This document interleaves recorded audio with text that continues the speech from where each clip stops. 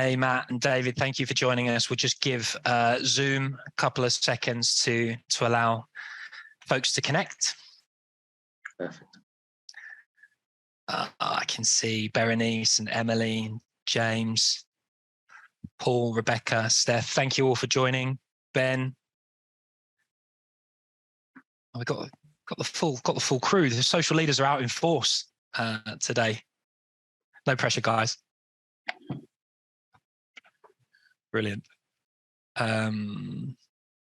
So folks, those of you that are joining again, we'll just give it a few seconds just to allow Zoom to let people connect.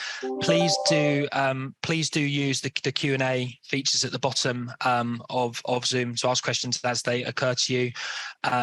Feel free to frame your questions as observations as well, because Matt and David have very kindly agreed to give their perspective and what they've learned about social leadership from the Krispy Kreme vantage point. But of course, a lot of us are learning this together, and so I think I can speak for Matt and David. Certainly for myself, we're interested in things that you're learning at the same time, and we can just open some of those insights up to the guys to get some of that feedback. So please do feel free to ask questions, but also share insights that I can find a way to turn into a question as we go. Okay, right. I'm sure we're going to have more folks connecting through the course of the first few minutes, but I know everybody's busy at the moment. There's one or two things going on in the economy, right, for us to all wrestle with. So with that, we'll press on.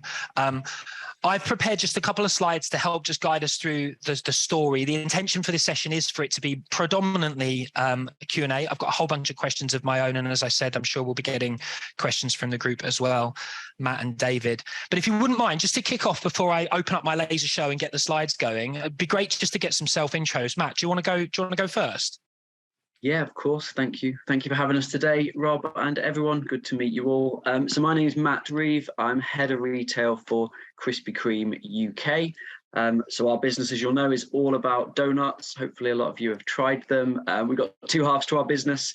One is the retail side. So we've got 128 shops across the UK. I run that side of the business. And then the other half, which is run by one of my colleagues, is kind of our delivered fresh daily business. So that's when you'll see all of our cabinets in Tesco, Morrisons, Sainsbury's, and a lot of the service stations across the UK. So my job's to look after the retail estate. I've got a team of 6 area managers, as far north as Aberdeen and as far south as Exeter, right on the coast with everything in between. So there's myself and a team of 6 area managers running those 128 stores across the UK. One of those area managers is with us, so I'll hand over to David to introduce himself. Hi guys. So David Matthews. I'm, as Matt mentioned, one of his area managers. I predominantly look after Manchester and Birmingham sites, so 20 stores across those two, so predominantly Northwest. And yeah, I've been with Krispy Kreme for 4 years. Prior to that was in restaurants. Brilliant, David. Thank you, and thank you both. Right, okay. So I'm gonna fire up some slides. I'm not going to spend loads of time presenting Yapster because pretty much everybody on the call knows about us. But the goal here is just to give us a bit of structure to help tell our collective story. So. Gents, your video should still be coming through on the breakout screen, even though I'm screen sharing here. So I guess the main point that I want to make before I hand over to you both is when we started Yapster, we thought it was a GDPR compliant messaging solution because, as many people on the call will know, I'm a failed lawyer. That's my background. I didn't like being a corporate lawyer and was trying to find some sort of technology to get into to do something that felt more exciting. Data protection landscape changing seemed like a good opportunity given my background. And so with half the economy running on consumer apps, we thought, why don't we create a secure alternative for folks to use on the front line? I pretty quickly learned that people didn't care anywhere nearly as much about information security as we thought they might, but the great brands cared a lot about people and leadership. And so over these recent years, these last sort of 7 years, Yapster has really become a leadership platform. And that's why these conversations are so important, because you guys, the both of you on this call and those watching, are the leaders. And our platform needs to be in service of what you're doing as leaders. And frankly, we need to struggle to keep up with the innovation that you're practicing out there leading those vast teams. But what we've realized more and more is that no matter how much functionality we build, we're just the microphone and you guys are the band. And so the purpose of the session today, and the reason we're going to do this Q&A, is ultimately it is all about what leaders do. And as we're going to go through and talk about the Krispy Kreme experience and some of the innovations that you guys have driven, even when we see Max frontline engagement pick up, it turns out a lot of that is driven by national, area and local leadership and the things that those leaders do in the platform to create healthy workplace cultures and community. So that's the first starting point. Just again, a bit of that disclaimer to say Yapster in and of itself won't transform your culture. It's the microphone, you're the band. So the question then is, what does great digital leadership look like, at least from the Krispy Kreme vantage point? And I suppose that's a good segue, I hope, Matt or David, to kick off with like the story, I guess, in your own words. And you won't hurt my feelings. Feel free to talk about the highs and lows, with Yapster. Yeah, great. Well, thank you, Rob. I think, we started in Krispy Kreme just before I joined in 2019. So I think the Yapster journey with Krispy Kreme kicked off in 2017, exactly for the reason Rob said, which was GDPR compliance. So the entire company, I think we were about 1,400 people at the time across not just retail, but our manufacturing and logistics sides of the business were signed up to it. And it was there in 2017. I joined the business in 2019 and it was there as a platform. So, I knew we had Yapster. There was a few posts going on, very little people kind of using it that actively. A lot of the posts kind of coming from maybe our HR or our people team for updates, but it was kind of there as a tool to use. But perceptions of it were, as Rob's probably shared with you all as active users, it's a bit slow, it's a bit clunky. We prefer to use WhatsApp or other platforms that we have within the business. I think my view at the time was, well, we've got it, we're paying for it. Let's kind of play with this tool, and the whole social media movement and the use of social tools was growing. And Krispy Kreme, probably like most businesses in the QSR, in the hospitality world, has a very young workforce who were less interested in kind of your support office, your head office worlds, less interested in traditional corporate comms, either because they A, weren't interested, or B, definitely didn't have the tools. So wouldn't have had work email accounts, wouldn't have had access to any of the kind of the tools that the area managers or myself would have had. So we had it, but the problem was we didn't have that many people using it. So kind of at the turn of 2019 and into 2020, we started to develop a number of KPIs for the business. But one of the KPIs we put into our suite scorecard that we built, David was instrumental in building it. So we had all your traditional sales, customer service, profitability, all the delivery tablets metrics, but we added a metric on for Yapster engagement. So we created a score between 1 and 5 based on, were you onboarded? Were all the metrics that Rob has, were you active? Are you interacting? Are you using the platform? And the whole purpose of putting that KPI on was really for that first kind of that period in 2020 was to get more people onboarded, but was to get more people using it. So I used it for functional comms. I used it kind of to update people, but mainly with fun pictures. The most of 2020 was spent just trying to get people to post great customer service, great product quality, and have fun and get comments. We did all of our employee of the month recognition via the platform, and we just tried to praise people and get people to see that the platform wasn't about GDPR. So that was most of 2020. We had great success in that onboarding rate went up to 84%, but in retail specifically, that onboarding rate jumped up to 92%. So we knew we had people onboarded. And then we actually removed that KPI as we kind of went into 2021. So we got people onboarded. 2021, obviously well combined with the coronavirus pandemic, was that those traditional methods of connecting with your team were taken away for a period in time.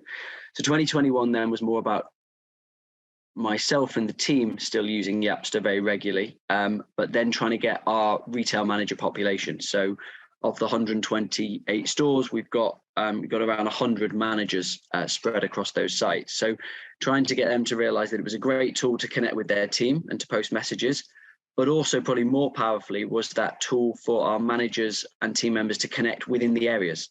And actually the byproduct of that has been, we've now got many managers across the country using Yapster who would have no reason or no right to know who they all were, because we don't have full UK get-togethers, because we have a lot of smaller teams geographically spread across the country. But we've now got, our manager in Watford is really connected to our manager in Norwich, who's really connected to a number of the managers in the Leeds and Manchester areas. And actually they're sharing best practices, and they're improving the standards, improving customer service and recognition. And we've really pushed that level of use of the platform kind of down to our managers, because they have to be the leaders within the business. And therefore that's now, we're now seeing that interactive rate of not just managers, but of course the people who report to them starting to increase.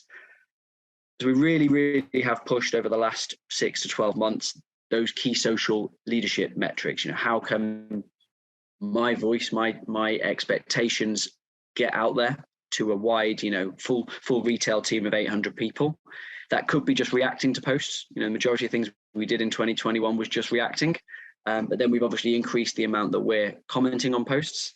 But we've also now really started to put that formal video business update. So every Monday I will do a hopefully no more than 5-minute video update for all of the retail team. And similar to yourselves, we've got that currently just going on to the general timeline. However, something that I know is a key unlocker for the future for Yapster is that we've got kind of team-specific timelines. So one just for retail, one for each area, because I know it can be really scary for the team, for myself to post when you think the whole company's watching. Whereas if you think it's just your team, it kind of builds up that confidence. So, 2022 has all been about, we've got the users. Yapster's not this scary platform anymore. It's kind of part of the way we do business. Weekly active rates up to 63%, which is a real good improvement for Krispy Kreme.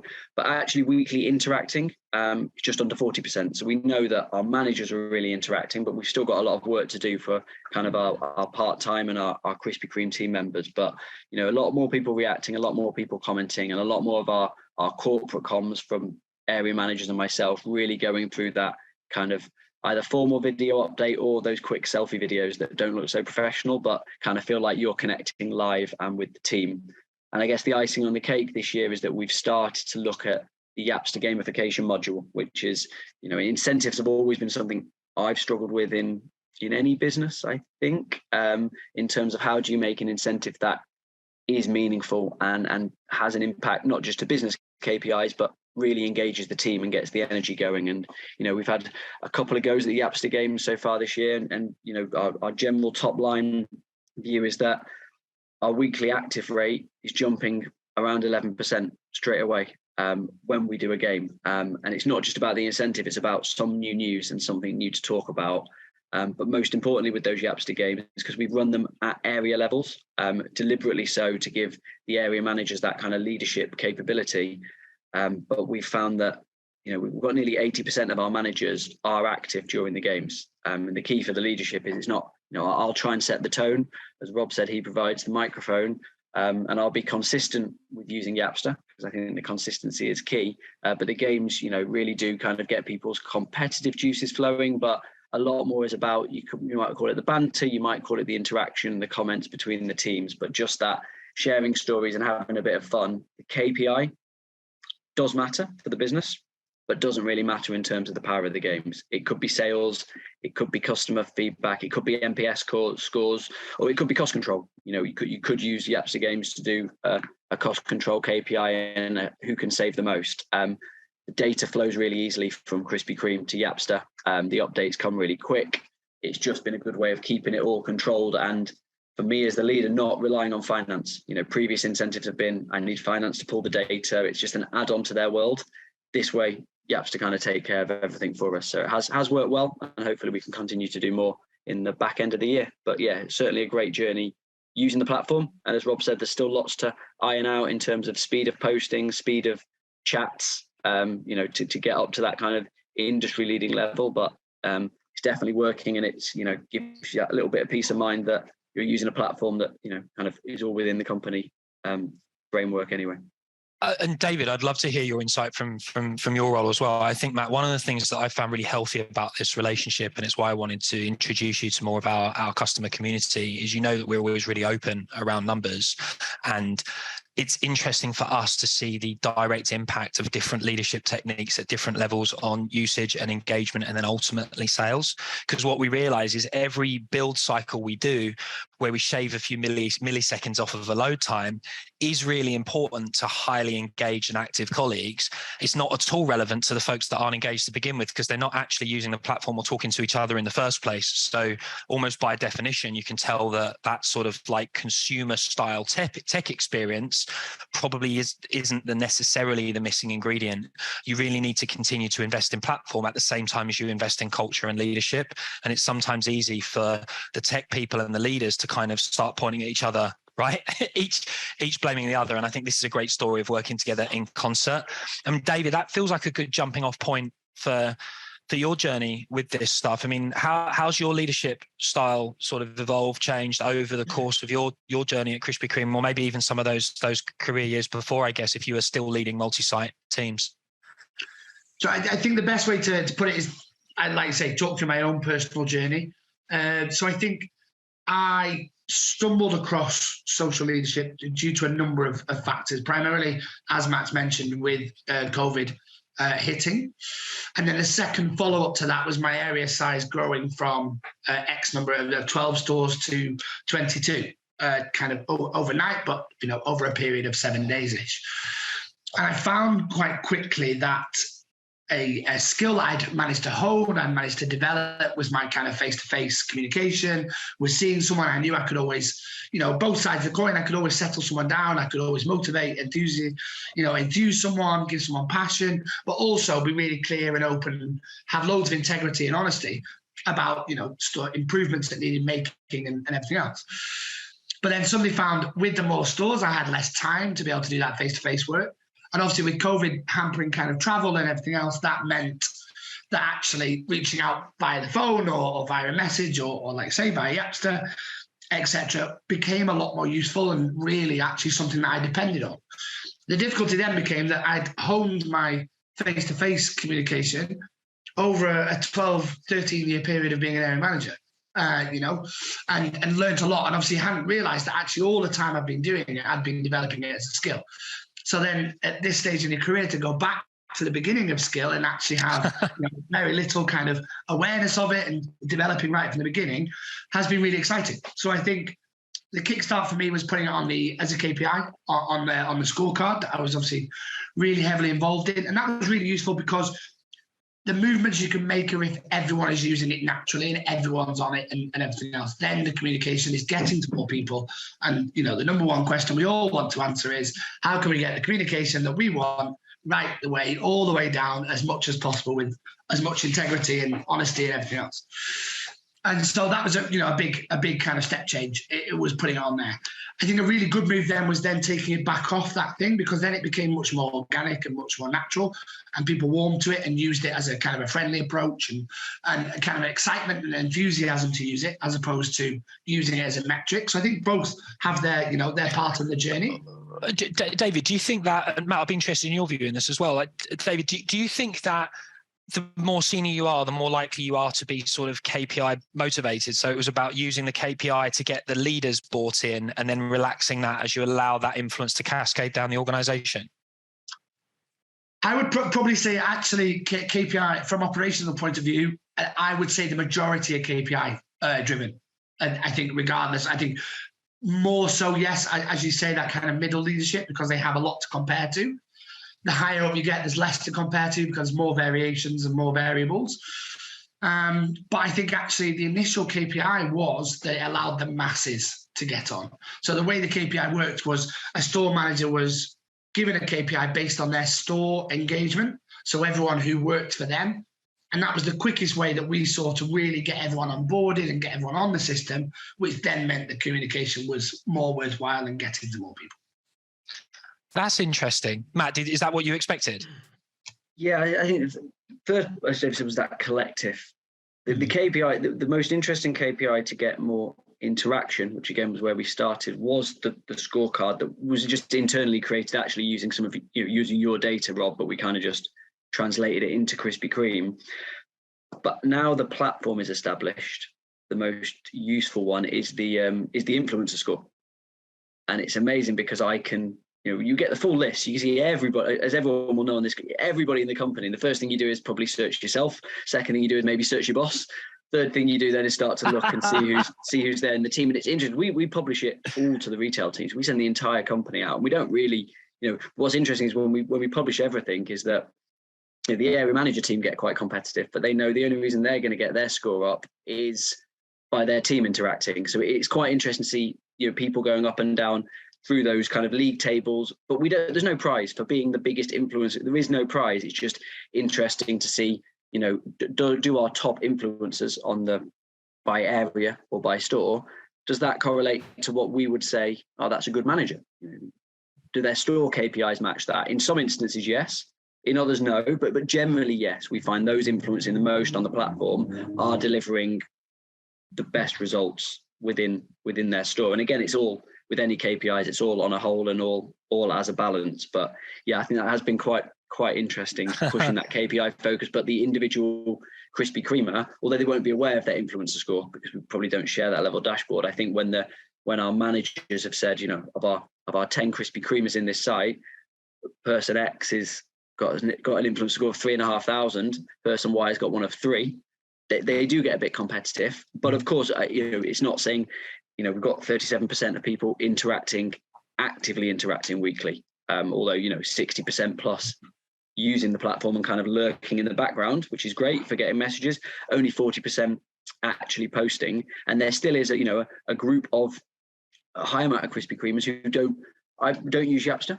Don't like Yapster. People will critique it when I do engagement surveys. I had one the other day that said, "This isn't America. Why are you all trying to be so enthusiastic?" And there will be that level of criticism to, why do I have to use Yapster?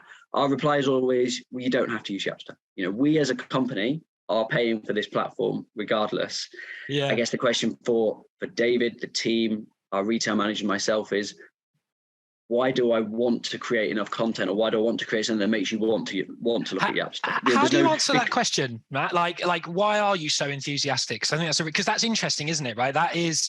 It's kind of a critique of Yapster. It's also a critique of a particular type of leadership, and I admire that you haven't yielded on that, right? Because somebody has to have a vision. If you don't exercise a vision, then there's going to be a vacuum, and you're still going to have a culture, but it's going to be an accidental culture. So I'm just curious, how do you think about that leading with enthusiasm and joy? And David, I'd like your view on that as well after Matt's confessed his sins. I think the realizing that as a leader, your influence, your impact, as everyone on the call will know, is massive.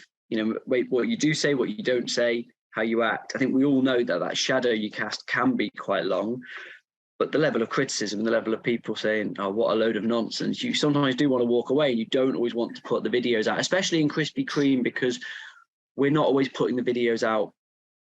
It's not just for retail. We're not insulated, as in a lot of the content we put out goes to our entire support office, goes to our entire functions who aren't as active on the platform as we are. And I know the big, criticism could be, oh, it's just your retail teams, customer focus. It's all a bit jazz hands. It's all a bit airy fairy.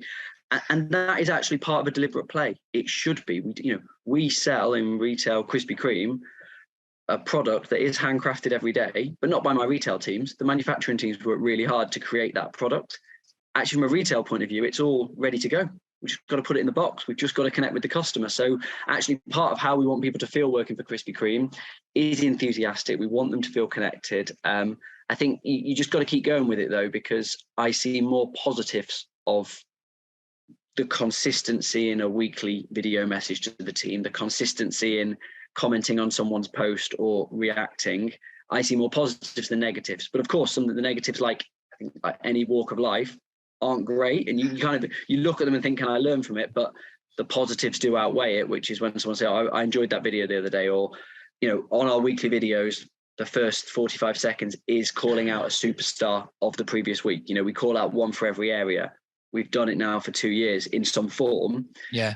And I remember when we first did it, people said, oh, it's a superstar. How can there be a superstar every week? And even now I still get that criticism, but the positive is that, but you did call someone out, and that person, maybe you don't even know that they walked that little bit taller, and that, you were kind today. And in the world where the pressures are huge, I'm sure everyone on the call, the business pressures, whether it be costs, whether it be transactions dropping, whether it be customers not wanting to spend more, whether it be the recruitment market is tough. and I can't always just, can't just pay people more tomorrow. There's many decisions that are outside of my direct control, but I guess what always comes back to, it might be working, it might not be working. It could keep me in a job, get me promoted, could get me fired if it doesn't deliver the results. But I think what comes back to on the leadership part and using Yapster and, lots of platforms available is try and be consistent and, try and show up the best you can every day. And Yapster helps us do that. And it doesn't mean we always get it right. It may mean the day we don't do a video, we don't post, something annoys us. You get a level of, in the heat wave, working conditions the last few weeks, we've got stores with no air conditioning. We've got some tough environments out there. People post on Yapster to critique. It's my fault ultimately. There's not much I can do about a heat wave, but when you've got the team critiquing you publicly on Yapster, it's good. It's kind of the rawest form of feedback. But leadership is hard, right? That's the point, Matt. I mean, David, we've talked about this. I hope you don't mind on the call, but like also at your level, you've got people that are really looking up to you, and that they're also really looking up to, say, Matt, for example, when social leadership's raising the profile of somebody else in the organization. Like, 2 questions. How do you feel about the jazz hands side of social leadership and the culture that you work in specifically now, say we've contrasted for your prior business?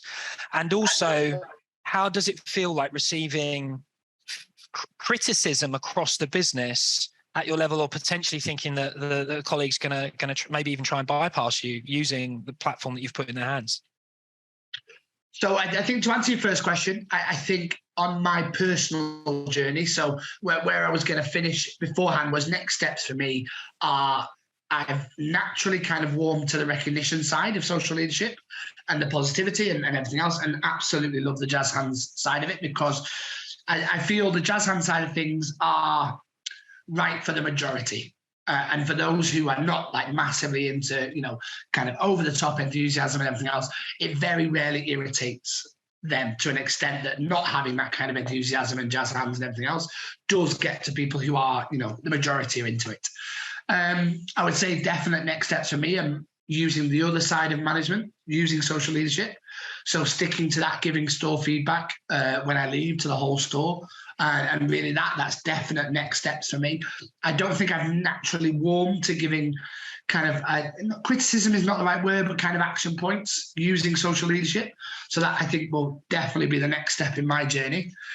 And I am a massive, massive advocate for an open organization is always more honest and more open and everything else. And I come from a previous organization where secrecy and kind of keeping things inside your own area was expected, was kind of driven and that kind of thing.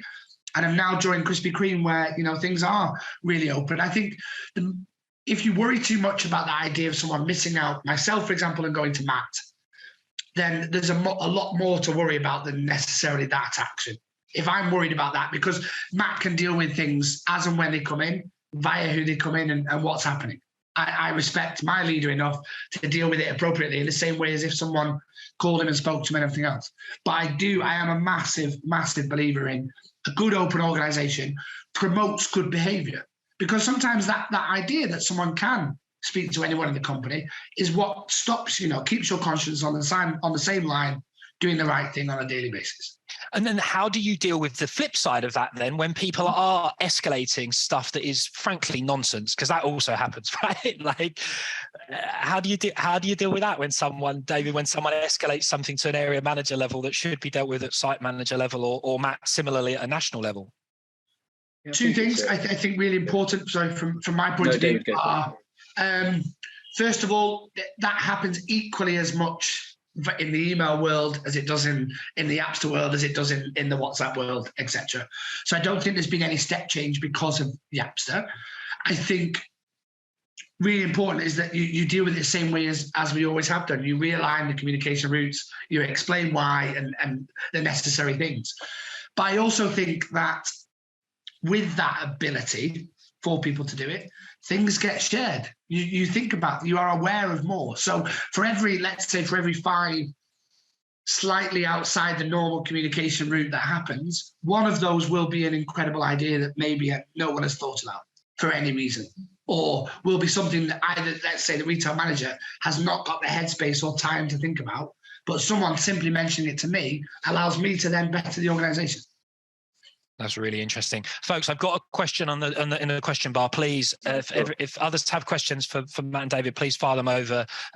Matt, just before we move on, from your perspective, how do you deal with people coming over the top to you with stuff that, you know, there are one or two other employees, particularly as central services at Krispy Kreme, to deal with that stuff? Yeah, I think it will happen regardless of Yapster. The use of Yapster and Krispy Kreme, kind of the way the company has always run since I've joined, has been that, you know, we've been very clear we are a flat hierarchy company where anybody should be allowed to speak to anyone. Now, you might hear that in other organizations. I've worked in an organization where you hear that, but it's not strictly true. We do mean it. You know, we are an anyone to anybody company. So actually Yapster helps promote that. And that is a really good thing. From a leadership point of view, it's great because when you're leaving a store as a leader, you can say, look, is there anything that comes up? You can get me on Yapster anytime. Now, I'd probably say that most time I leave stores, maybe 10% of the time something comes through. It's not often. I think what it doesn't do, the same as if it was an email complaint, it doesn't bypass the policy and the procedure of the business. You know, just because someone sends me a Yapster with a complaint or an issue, it's great and I can always reply. So I think that's personal. But there's always two sides to everything. You always need to investigate it. You know, if it's not about the line manager directly, you still want to try and resolve at that area.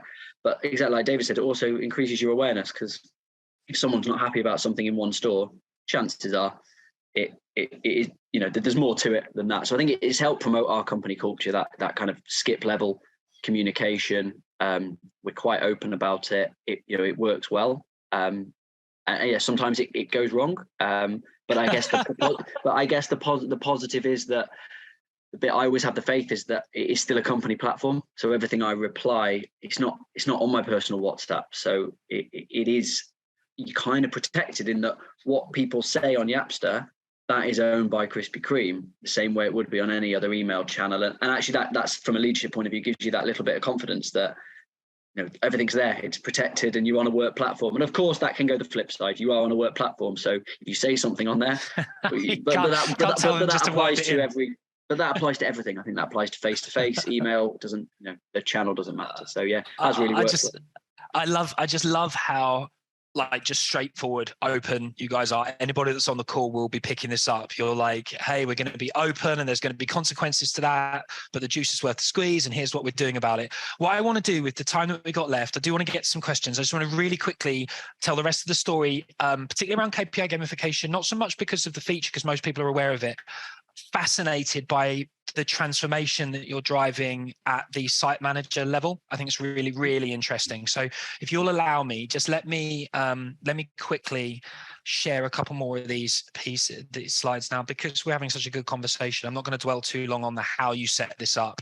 As you said, Matt, in this particular case, we've been looking to drive average donuts per transaction north, because that has a very clear financial impact. The finance team were brilliant in getting the data set up, but after that, thank God we haven't needed too much from them, because I know they're under pressure looking at all sorts of other things, as everyone's finance teams are here.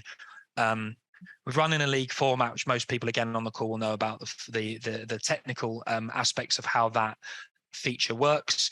But the really key point is around the fact that running games doesn't absolve you of the obligation to lead and inspire, which is where I want to spend most of the time talking about now.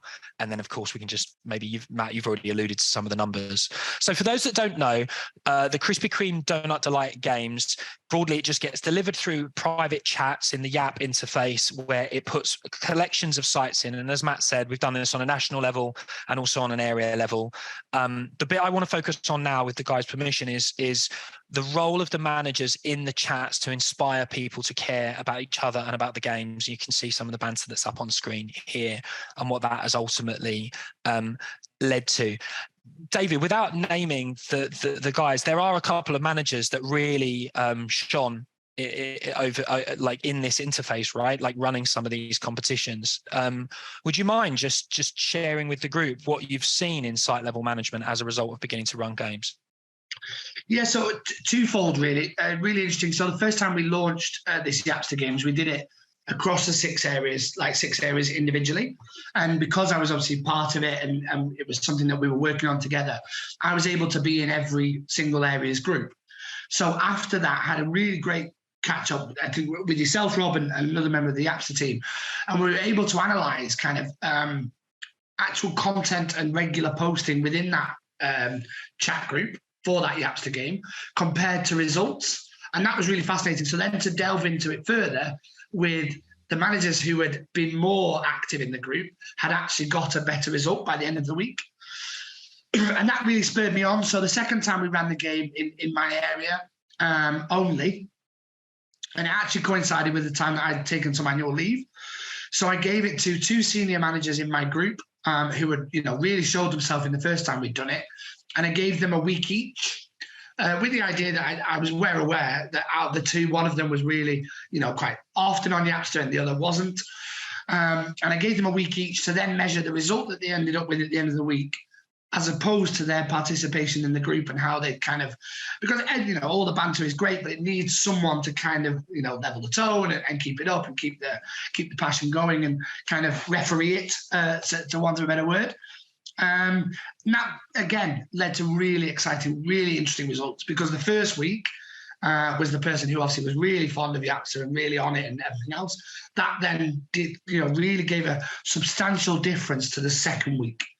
When the retail manager covered, which is really interesting. So a really clear correlation between how much the leader was present in the group, how regular they were present, how regular they were reacting and encouraging, to someone who then the second week wasn't as consistent or regular, and the result was definitely different across 2 weeks.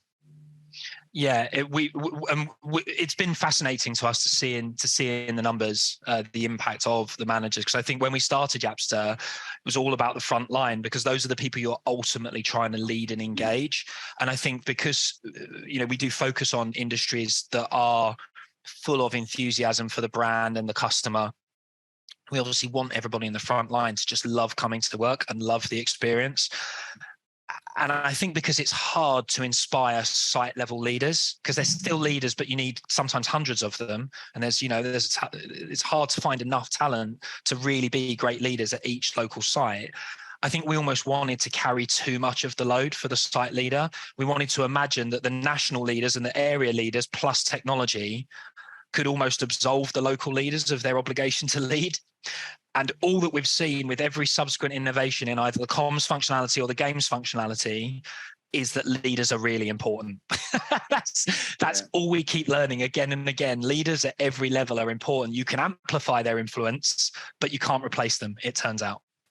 Yeah, I think the area leaders, maybe heads of leaders, it's kind of like kicking off the game. You can start it, but because if it had just been up to area, we'd have had the better results and the better active rates in 2019, 2020, because we were doing that. It's actually pushing down using the games for content. And I think one of the questions was, how do you drive usage versus making it non-compulsory? That's Ben's question. I'm glad you come to that. Thanks, Matt. And I think the non-compulsory element was actually important as our kind of sell-in, because somebody said, I don't want to use Yaps, right? We said, great, you don't have to. And that kind of just ended the conversation quite quickly, in a sense. We said, no, you don't have to use Yapster, especially, team members say, I only work 4 hours a week. So look, if it's not of interest to you, please don't worry about it. It's not compulsory. I can't make you go on there. I'm going to sign you up regardless. So I'm going to pay for your subscription, whether you're on it or not. But the driving use part was that via the area managers, we didn't make it compulsory for our managers, as in our site leaders, but we knew they were the key unlocker. It was really, okay, are you great at communication? Yeah, I'm amazing. Brilliant. Do you want to connect to your team better? Yeah, of course. What type of leader do you want to be in the future? And for some of them, and that conversation is still ongoing, it's, what type of leader do you want to be? Or what we found is site leaders, our retail managers influencing each other. So, say it's not, because there's easy criticism. So this person posts loads on the Yapster, you think they're amazing because that's what you see. It's a filtered version. I think the area managers come in and say, no, we're very aware that just because you post a great display on the apps doesn't mean your site's perfect. We're all well aware of that side, but that's totally. That's your presentation. That is, if you invited someone in your house, would you leave it a complete mess? Probably not. And I know David had that conversation with Steve. You're inviting someone around, you want it to look good. Same on your App Store. If you're going to show off your hat, you want to look good in front of your colleagues. So I think we didn't make it compulsory because we knew it didn't work. It was just would have felt like a policy. But the driving use was really through that. What type of leader do you want to be as a site leader? And as we've kind of recruited new leaders, or as people have grown up within the organisation over the last couple of years, we've seen that kind of, they've taken more ownership for this platform, which has been really useful. And I think that ROI point is the bit, is still the question to square away in terms of using Yapster games this year. I've actually taken the cost of it from the total incentive budget. So rather than going to our finance team and saying, I need more money, I say, we're not going to sign that off. I've said, okay, so some of the prizes might be slightly less that we can offer for incentives, but I've paid for it out of the pot. The key for me now is that we've got, that initial, we definitely saw national sales increase when we did it nationally, but we really saw that kind of 6-7% sales increase in David's area, more so in kind of the first week when we were active versus the second week. So our plan is in Q4 to run a number of different games. So we'll kind of take the package for the quarter. I guess the good thing about that was we've got the deal with Rob, and I'm sure you've all got your own deals, will be that if you bought the quarter, you can run no games, or you can run a game a day. And so we're going to keep playing with that and keep bringing in finance. What do you think is the right frequency, guys? I think you've been saying maybe like 1 week a month might be the best way to guarantee that pop.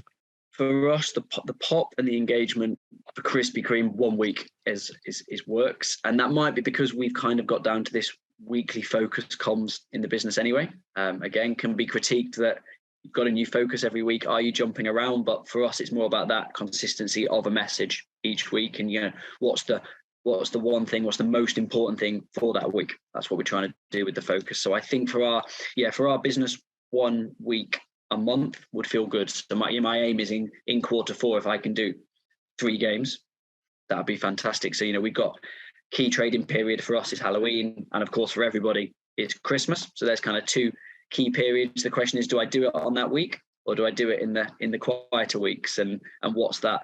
I think for me it'll be a play of a week we know was going to be really busy anyway. Can I make it better? But is it a bit more about team engagement that week? And then November is a quieter trading period for us in Krispy Kreme. So can I use it to drive some performance at that time? So I think 1 week for us gives us that real pop and stops it becoming just another consistent people going numb to it. Yeah. Guys, someone's just yapped me a question, Sarah.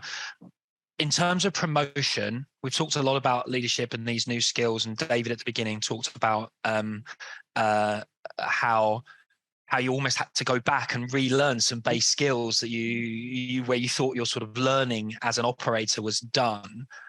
To what extent do you think digital leadership skills are going to be necessary to get promoted to ever higher levels in the industry going forward? Let's say area manager and up, because Matt, you've said it's a voluntary system. Is it voluntary as you start being responsible for bigger and bigger areas? David? Yeah, so I understand I'm fully a convert, so I get that the extent of the edges of my obsession with it may seem slightly kind of romantic and melancholy, but I think it's 100%. It's not in any way, shape, or it's an absolutely necessary skill to have to step out, even at the level of multi-sited management and above. I think fundamentally, the question around the kind of not making it compulsory. I think as a leader or a leader of leaders, I think a lot of things aren't compulsory, and it's about kind of the attitude and the behavior that you instill that then makes it kind of a bus that everyone wants to get on and everyone wants to go in the same direction. I think really, really valuable has been to me is obviously the deck of slides that we went through in the area manager meeting with yourself, Rob. I've done kind of a watered down version of that now for my retail managers and my shift leaders, because what I had maybe misunderstood was that I hadn't taken them right from the beginning of the journey, kind of the why and the how and the what, and that's been really valuable in getting people on board. But I think fundamentally as well, a question that I meant to mention earlier, when I first joined Krispy Kreme, a leader at the time said to me, the most difficult thing you're going to have, David, is getting people not to be on their phone when they're lone working in one of our box stores. I remember thinking that, that can't be the number one challenge that I'm going to have joining Krispy Kreme, coming from restaurants with all these moving parts and everything else. But he was absolutely right. For the first kind of 6 to 12 months, that was my number one problem, in that engagement with people walking past. And I think the best thing that I found with social leadership is, instead of seeing that as a battle, I can then embrace that. And instead of them, potentially using it for 1,000,001 other things, actually some of the time that is when they're most reachable, because they've got it in their hand, and then you can really kind of push company messages or your own messages, or that kind of heartfelt enthusiasm recognition, or kind of targets and things like that. So I think it's going to be, I would recommend it's going to be an absolute necessity of a skill come 2023. If any way if you're doing remote management in any way, shape or form. What do you think, Matt? Yeah, it has to be. Not necessarily a prerequisite for promotion, but in terms of who's going to get the best reach to their teams over, it could be a large single site team, different shift patterns, or it could be a large, small teams or large teams geographically. It's super important, but it's probably as important as, go back however many years you want to go to. If all corporate comms were via a memo that got faxed, if you wrote a good memo and it was clear and concise, you would have been a good communicator. Now, a clear and concise memo is still important in it, to be able to write and to be able to communicate, whether it's verbal, non-verbal, the reactions, that's kind of Yapster, comments, your own video posts, or just interacting with people privately. The ability to communicate is, I probably always has been, something we can all work on and be better at every day. I don't think the importance of it has changed. And again, some top leaders who might not want to publicly speak as often might be really good one-on-one. I guess what has changed though is that the noise, the game, all the social channels, there's so many distractions. So actually what's changed is the distractions. It's not about just come to work. There was a memo that, you probably all hear it in your businesses is, oh, we've communicated that out. Why is it not done? I get it every week. We've already told people this is what should happen.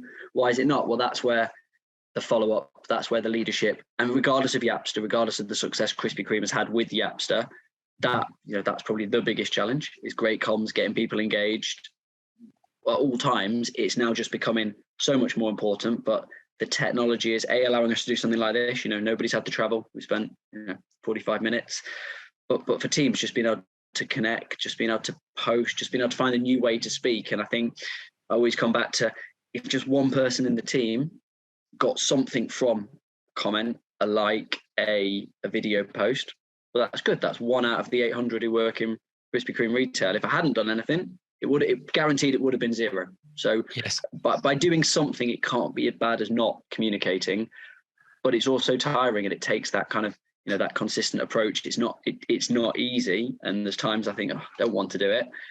The risk of not doing it as a leader, the risk is not trying. I think the risk of not trying to adapt, that's what I'm finding as a leader. By no means sitting here saying, oh, we've got the perfect model. I mean, goodness me, if I surveyed all the Krispy Kreme retail team now, there would be people who say thumbs up, we love it. There would be people who say, what an idiot, we hate him, I'm sure.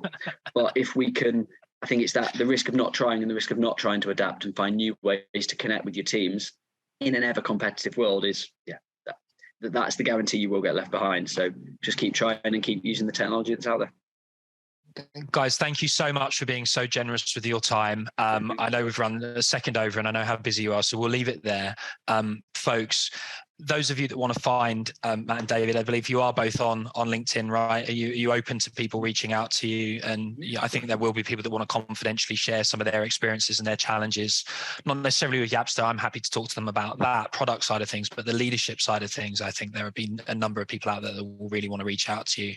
And I'll just shamelessly let this slide hang to finish, just to remind folks that you said jazz hands a few times through the course of this session, but that is translating to real numbers. And in the current economy that we're in, it matters. So well done. And thank you both for your time and for everything you're doing out there fighting the good fight. Rob, thank you for joining us. It's good, good fun to have you as one of our partners. So thank you so much.